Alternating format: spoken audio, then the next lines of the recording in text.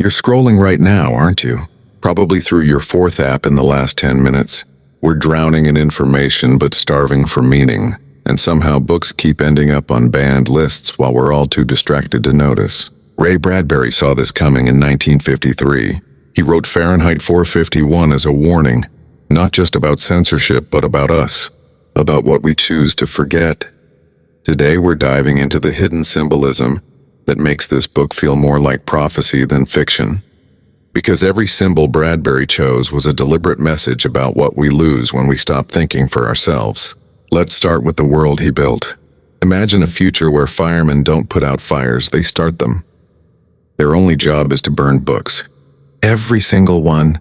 The government says books make people unhappy, confused, conflicted. Better to just eliminate them entirely.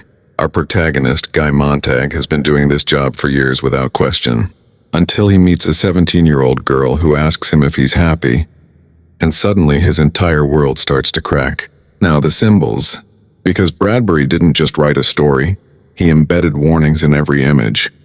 Let's talk about fire first. Fire is literally in the title, and it's the most loaded symbol in the entire book. At first, fire means destruction. Montag loves watching books burn. He describes it as beautiful, cleansing, satisfying. Fire erases complexity. It simplifies. It makes everything the same, just ash. But here's the twist. Fire also represents warmth, light, and comfort.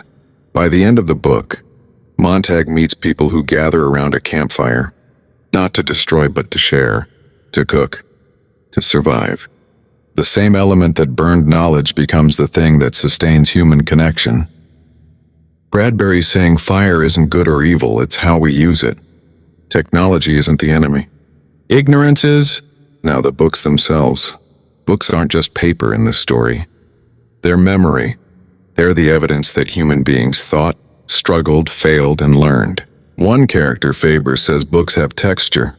They show the pores in the face of life, the uncomfortable details, the contradictions, the questions without easy answers. That's why they're dangerous to a society that wants everyone calm, obedient, and the same. When you burn a book, you're not just destroying an object. You're erasing the record that someone once cared enough to write it. You're saying that idea doesn't deserve to exist. And here's the thing. Bradbury wasn't really afraid of the government banning books. He was afraid we'd stop reading them on our own. That we'd choose the easy, the shallow, the instant. The mechanical Hound is next, and this thing is terrifying. It's a robotic dog programmed to hunt down and kill people who own books. It doesn't think. It doesn't feel. It just tracks and destroys. Montag is afraid of it from the very beginning, even before he does anything wrong, because the Hound represents the system. Mindless, relentless, unstoppable.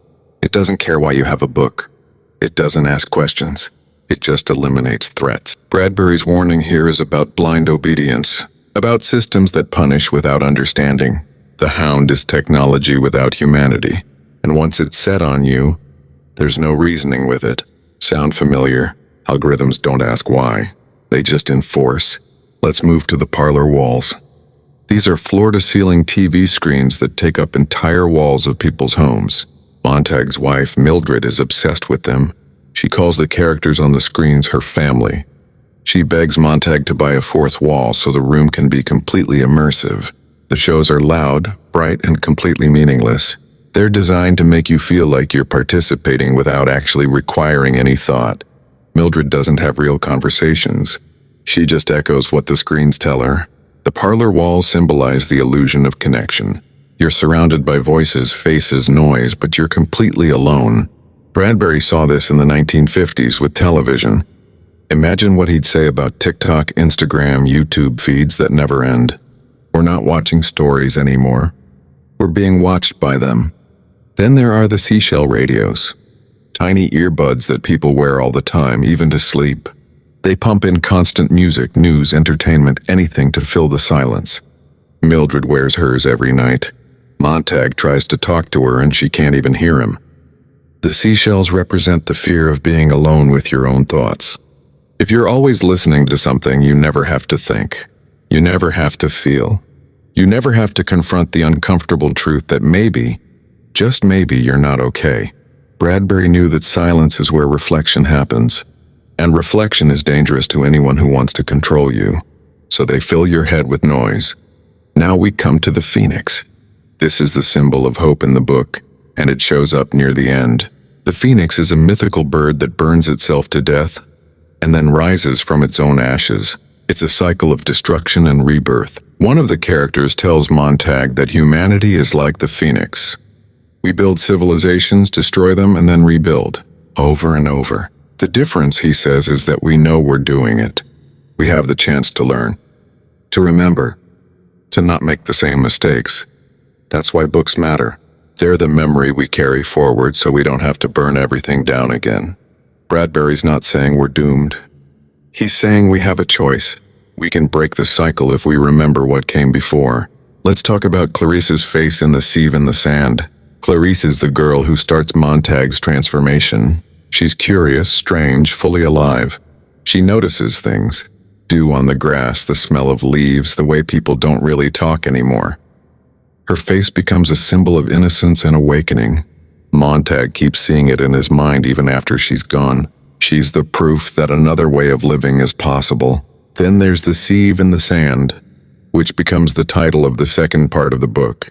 Montag remembers a childhood memory of trying to fill a sieve with sand. It's impossible. The sand just pours through. He feels the same way trying to read and understand books after years of burning them. The knowledge keeps slipping away. He wants to hold on to meaning, but he doesn't know how anymore. It's a heartbreaking symbol of what happens when you've been trained not to think. You can't just flip a switch and become curious again. It takes time. It takes practice. Finally, Montag's hands. This is subtle, but it's everywhere in the book. Bradbury describes Montag's hands as if they have a mind of their own. They steal a book before Montag even realizes he's doing it. They reach for the fire alarm. They act while his brain is still catching up. His hands represent unconscious rebellion, the part of him that knows something is wrong before he can put it into words. It's like your body rejecting poison before your mind understands it's toxic. Bradbury's saying that deep down, we know when we're living a lie. We just have to listen. So why does all this matter in 2026? Because we're living in Bradbury's warning right now. Books are being pulled from libraries while we argue about it on Twitter and forget by tomorrow. We're all walking around with Seashell Radios in our ears. We're staring at our parlor walls and calling it connection. We have access to more information than any generation in history, and we're somehow less informed. Because information isn't wisdom.